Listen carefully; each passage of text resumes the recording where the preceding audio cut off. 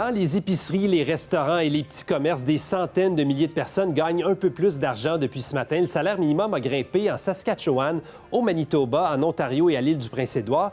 Voici le portrait à l'heure actuelle. L'Alberta et la Saskatchewan sont les deux endroits où le salaire minimum est le plus bas. Il est à 15 en ce moment, alors qu'il dépasse les 17 l'heure en Ontario, en Colombie-Britannique, au Nunavut et au Yukon.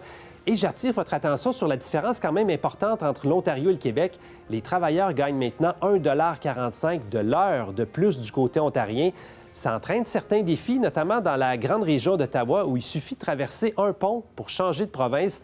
On en parle avec Pascale de Montigny-Gauthier, qui est directrice générale du regroupement des gens d'affaires de la capitale nationale. Bonsoir. Bonsoir Mathieu. Vous représentez des gens d'affaires des deux côtés, en Ontario et au Québec. Comment vous accueillez l'augmentation du salaire minimum en Ontario? C'est certain que la situation particulière d'Ottawa fait en sorte que la capitale va bénéficier d'un afflux de main-d'œuvre en provenance du Québec. Quand c'est notre premier emploi, une différence de 2 de l'heure, ça fait la différence dans le choix d'un premier emploi. Donc, vous pensez que des travailleurs de l'Outaouais, du Québec, pourraient être tentés d'aller travailler en Ontario?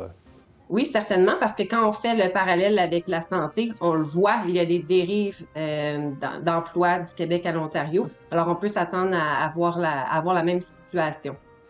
Le Québec a relevé son salaire minimum récemment, mais on voit que ce n'est pas au même niveau. Là, que demandez-vous au gouvernement de faire, sachant ça?